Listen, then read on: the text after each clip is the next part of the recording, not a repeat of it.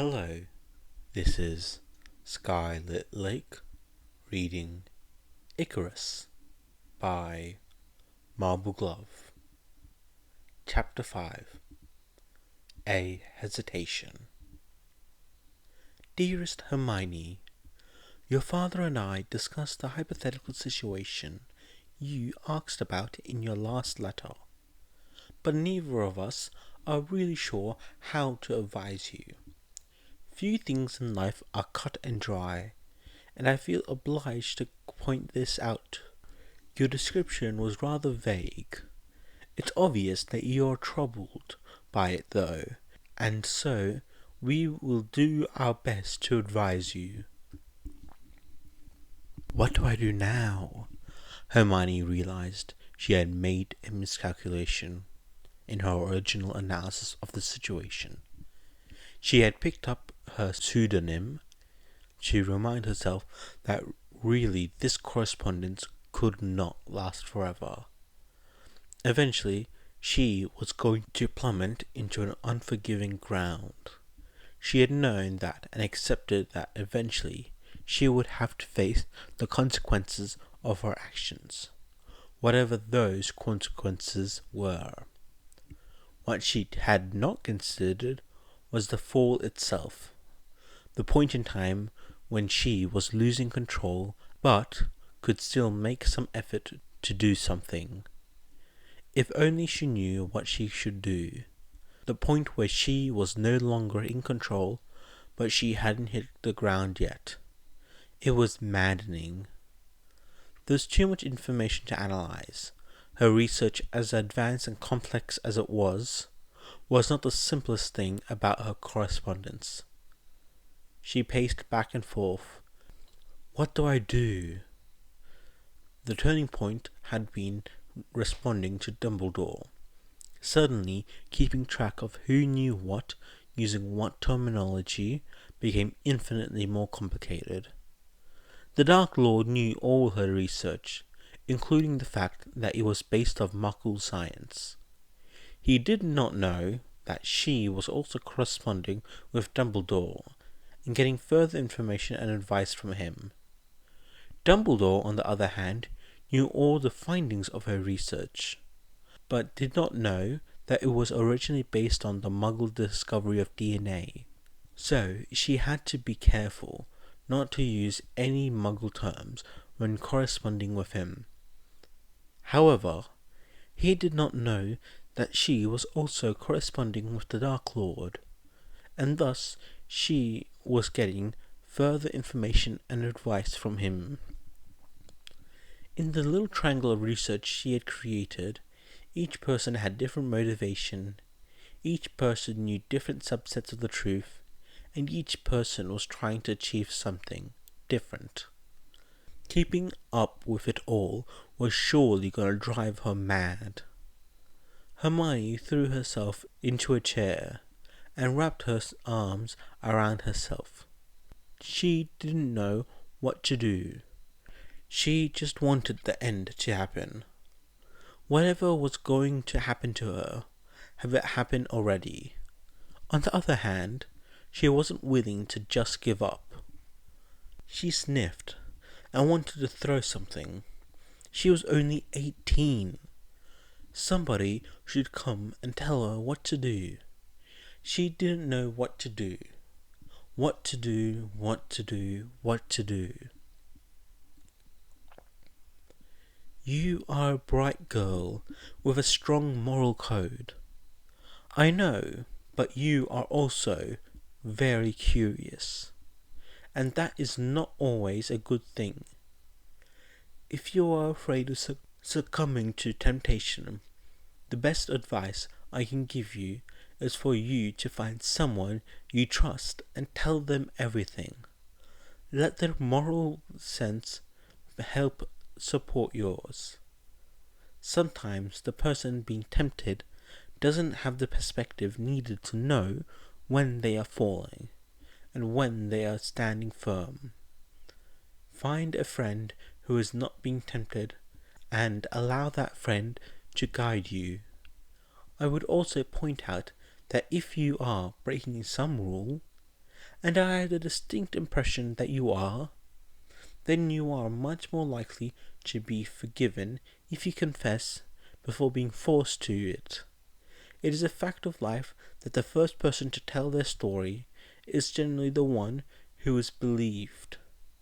If you have friends who you want to keep, tell them what you are doing and why, rather than allowing them to find out from someone else. Okay, you can say something now. Hermione was nervous. She had finally confessed everything to her two best friends after making them promise to listen until she was done. Upon reflection, the promise might not have been necessary, as their lower jaws no longer seemed attached to their heads. After a long pause, Harry finally gulped and said, "I am not entirely sure what I'm supposed to say now. You're not going over to Voldemort, are you?" Ron elbowed Harry in the side and interrupted Hermione's vehement denial. "Don't be daft, mate. She's way too bossy to be some Dark Lord's minion." Harry blinked and then grinned. "You've got a point. I can't quite picture our Hermione bowing down and kissing someone's boots. It's much, much easier to imagine her making somebody else kiss her boots." Hermione's stomach was slowly unknotting. A tentative quirk of her mouth showed the beginning of her grin. Who are you imagining? Draco Malfoy? Ooh, Draco Malfoy. Ron, obviously beguiled at the image. "I don't think that was a good idea, Hermione. Now, he'll be rooting for you to turn evil, just so that he can see Malfoy kiss your boots." "Alas, I think he's bound for disappointment. I have no immediate plans to turn evil." "That's probably a good thing, despite the obvious benefits." "Ah, well, if your plan ever does change, let me know. I call first dibs on the role of right-hand man." "I say, that's no fair. I was distracted by the thought of a grovelling Malfoy. I want to be her right-hand man." "Don't worry about it, Ron. If I ever decide to go evil, I'll let you both know, and then we can all go evil together, and take over the wizarding world as a dark triumvirate. Dun dun dun." Hermione's voice gone low and melodramatic for the last part of her statement. Soon they were all snickering together. "You've told us about how Muggleborns are looked down upon in the wizarding world, and while I know that you are the best and brightest girl in the world, if there is any truth to the matter is this, that your parents can't advise you about the magic you perform, while we will always be here to support you and give you whatever help we can, there are some things that you will have to work out for yourself. A lot of what growing up means is getting into situations that you're not completely comfortable with, and learning as you go. You would never learn anything if you never did anything new. In order to achieve and expand your horizons, sometimes you have to go beyond your current comfort zone. This isn't to say that you should put yourself in dangerous situations. If what you're doing is truly dangerous, then don't do it. But if it's just uncomfortable, then don't let fear hold you back." "But Hermione, are you performing the dark arts? I know it's funny to joke about you being a Dark Lord, Lord? Whatever, but I don't actually think you should be using the dark arts, at least not regularly. Mad Eye Moody said that it could be easy to fall into bad habits. Hermione nibbled her lip, as was her wont when she was organizing her thoughts. Harry and Ron recognized the act and waited for her response. No, not really. I'm researching the dark arts, and so I'm coming into contact with some dark magic through the books that I've been reading. But I've been careful to avoid the seriously booby-trapped books, and I certainly haven't been performing any of the spells. And Headmaster has sent me some advice on how to research the dark without succumbing. There are some advanced defense techniques that I've been using ever since he wrote me about them. Not only do I not want to become evil, but I also don't want to get in trouble with the professors here at Hogwarts. Hermione thought she was being reasonable and serious, and she didn't know why her two friends laughed at that. They just didn't take school rules seriously. Although admittedly, she didn't have much room to criticize them, given her own recent extracurricular activities. Okay, perhaps it was slightly funny. She quirked a small smile. They seemed to be reassured that she wasn't going to go evil on them, though. Actually, Ron sat up suddenly. This could be a really good thing. Hermione blinked in surprise. Yeah, I'm almost at a cure for werewolves. No, I mean beyond that. Although I have to admit that's a very nice thing. Lupin will be glad. But anyway, you have some insight into the way of you-know-who thinks, and since Harry will need to fight him at some point, anything we could do could be helpful.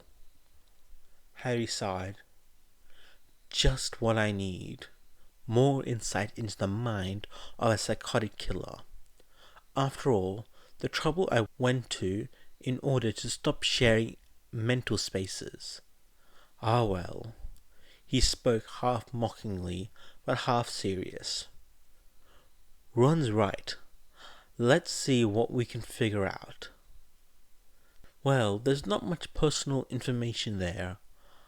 I mean, we've been discussing advanced transfiguration and potions, not what our favourite foods are.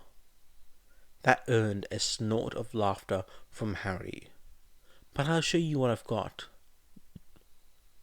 Your father and I will love and support you no matter what decision you make. We know that you've caught up in the politics and the conflicts of the wizarding world, but know that you can always find refuge in the Muggle world. You don't have to confine yourself to a world made up of less than 1 million people. The wizarding world is fun and exciting, I know, and it was important that you learned how to control your magic. But the real world is still out here waiting. It's larger and more diverse than the world you're currently in, and it will always be here for you. Your father is looking at Muggle universities for you, and I warn you now, I expect you to look at least through the literature he's collecting. The 4 people whose good opinion mattered most had all given their permission for her to go to her limits. Hermione paced back and forth in her room. She had been so sure that someone would have told her to stop. She wondered if they even knew that's what they had done. They trusted her to know where to draw the line and to have the control it took to stop there. They trusted her. The problem was, she wasn't sure that she trusted herself. We can't wait to see you again. Love always, Mum. Chapter 6. A Success. Dear Icarus, I am one of many who have written to you since your cure for lycanthropy was made public. This fact gives me courage in writing to you, for I know that I am not alone in my feelings or reactions. I doubt that I am the first person to tell you my thoughts either. I don't know whether I love you or hate you more, but you have certainly taught me the truth of the old saying, be careful for what you wish for. Lord Voldemort was alone in his chambers, laying out a tarot reading. It was one of his nightly rituals, helping him keep track of the direction his plans were going and the possible responses of his enemies. He smiled as he laid down the card of death. It appeared in every chart he cast. It almost always stood for himself. The stupid members of the Death Eaters found that scary and thought he was death personified. The more intelligent found it disturbing because it showed him as a chaotic force for chance. It wasn't death that he personified, but his own revolutions. He would rip the wizarding world apart and transform it into something different. Lord Voldemort had made himself a symbol, and he was going to change the world, and every good revolution needed not just a leader, but an ideal that they could worship and strive to emulate. He was both.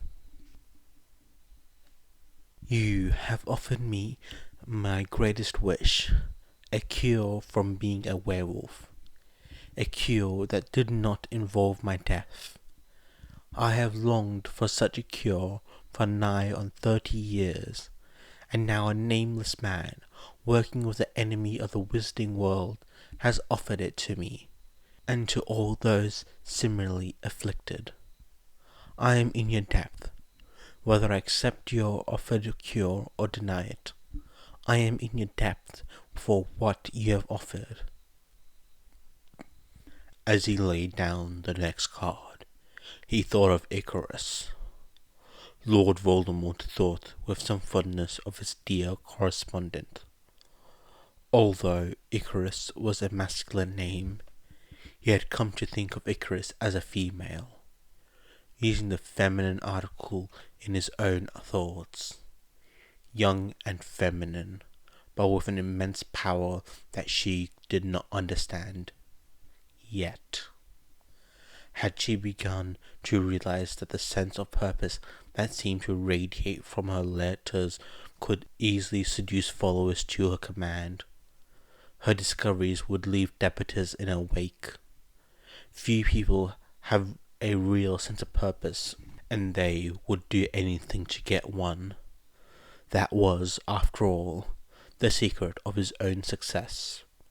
People would follow him because he was willing to lead. People were in debt to him because he was willing to act. His cause would win, too, because the ministry was unable and Dumbledore unwilling to be true leaders to the masses. Dear Icarus, who had first written to him, asking for him to lead her to knowledge. She wanted someone to lead her, and he would do so. But she would find it increasingly difficult to find anyone else to guide her. Instead, people would turn to her asking for guidance, would accept her decisions.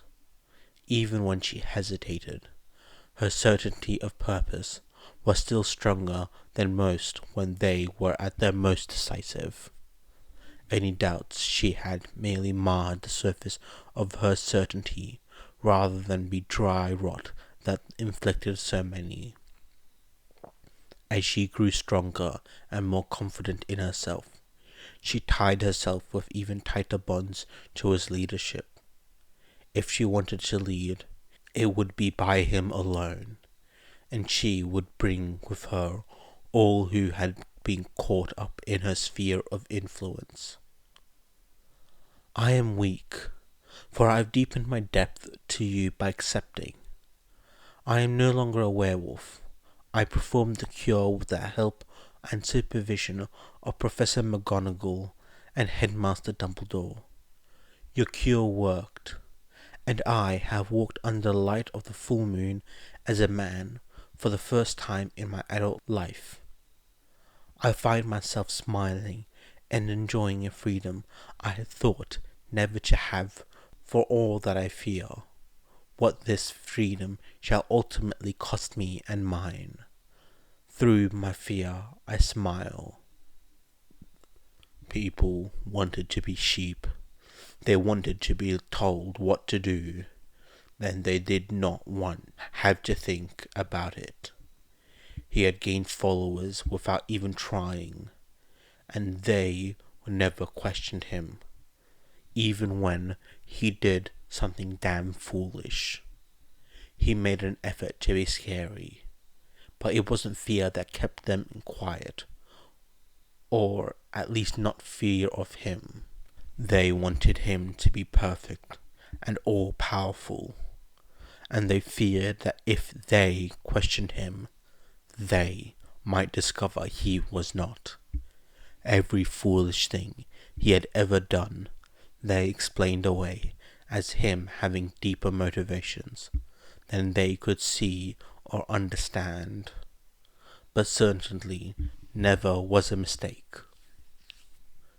They wanted desperately to put their faith somewhere, to create honor for themselves in the service of something great. A bunch of atheists yearning for the greater glory of God. Voldemort giggled his high-pitched laughter alone in his room, with only his tarot card and his thoughts to keep him company. Wizards were just as stupid as muggles, he thought. For all that they held more power, they wanted a lord, and he would give them one. Lord Voldemort, whose very name could not be spoken aloud. You have not only achieved a miraculous cure, but in giving it freely to the wizarding world, without demanding payments in galleons, you have earned yourself payment in debts owed to you. I wish you had demanded a fortune in gold. Then I could have raised the money with a clear conscience and owed my debt to the goblins of Gringotts. Instead, I owe you a favour larger than I can imagine, and such debts between wizards are binding. Icarus was an exception. She was different from everyone else he had contact with. She was ideal of his new order, although she didn't know it. Certainly, Lucius Malfoy, with his pedigree and his beauty, did not know it. But Lord Voldemort, who had been Tom Riddle, sired by an idiot muggle, and left to what mercy there was in the muggle world, knew the truth of what it meant to be a pureblood. It was not about where your blood came from, but your choices. Being a pureblood wizard was about forsaking the muggle world. It was a refusal to compromise. It was a refusal to make oneself smaller for the sake of the small. Muggles had brought their morals into the wizarding world, preaching against the use of magic, and even as they burned them alive, the wizarding world accepted their morals and renounced more and more of our magic. Wizards allowed their magic to be divided into good and evil, then pushed away the part of themselves considered evil. It was self-mutilation propagated upon the entire wizarding community, and he would fix it. Lord Voldemort laid down the final card to complete the tarot pattern. He smiled. Once he won this war, there would be no distinction between good magic and evil magic. There would be just magic. And he would force each person to choose. Do they live in the wizarding world or the muggle? Are they a wizard or a muggle? He would no longer allow these people who divided themselves between two worlds, tainting both, weakening both. When you ask for that favour repaid, I will do my best to do so. However, there are things that I value higher than I do my own honour, my own soul even. Although you are in a league with you-know-who, do not ask me to betray Harry Potter or Albus Dumbledore. For them I will deny a life debt. Please do not demand that of me. With the tarot reading done, Voldemort settled into his sleep. Everything seemed to be going according to plan. All the small details were taken care of. He could afford to sleep for a few hours. As he lay in bed with his red eyes lidded, he allowed himself to think about his ultimate goals. Lord Voldemort didn't hate muggles. He hated a few certain muggles, certainly, and those few specific muggles had all died in horrible, painful manners, with the exception of the few that had died before he had gotten around to them. As a race, he didn't hate muggles. He hated mudbloods. It was those witches and wizards who bridged the society of muggles and wizards that he loathed. They were neither one nor the other. They could never fully reach their potential, and they tried their best to drag everyone else down with them. They forced their silly muggle morals upon wizarding situations. He hated blood traders, those purebloods who protected muggles, who thought muggles were mere playthings who could do no harm. Those muggles who had rewritten the history books to disguise the fact that wizards had been caught by muggles before without their wands and had been killed by the burnings. Those blood traders sent wizarding children to live with abusive muggles because they thought muggles were harmless. Lord Voldemort did not hate wizards, and he did not hate muggles. He hated those who tried to be both, those who bridged the gap between two cultures. When he won, there would be no moralizing, no compromising, no hesitating. He would take the worship of the wizarding world, and he would force them down the path of true greatness.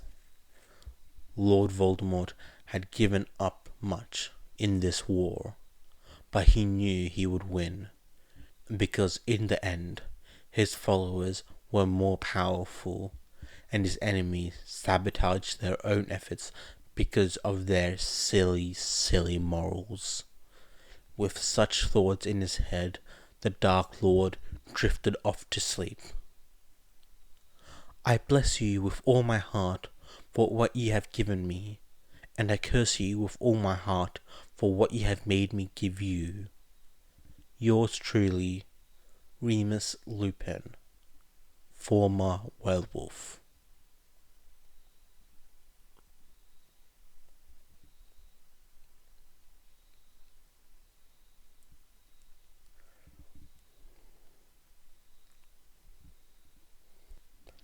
Hello, my dear friends. How did you enjoy listening to this video? Well, chapter 5 and 6 of Icarus.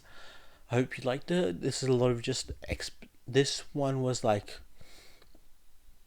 it really focused on like certain characters. So like, first one, it focused on, Hermione's parents and Hermione's view on things. Well, not Hermione's view, sorry. Hermione's Hermione's close relationships and what they thought of the situation, and the second one really dug into what Lord Voldemort thought about. So yeah, this is super good. I'm probably gonna finish this recording now because it's like, so for those who don't know, I live in Australia and it's like going through a massive heat wave at the moment. It's like 40, and I do not have the fan on because I need to record. So I'm literally boiling to death. It is so hot, like it is ridiculous. I'll probably have to get like some kind of hot cold juice just to cool me down because it is so hot. Anyway, I'll see you guys next time. Bye.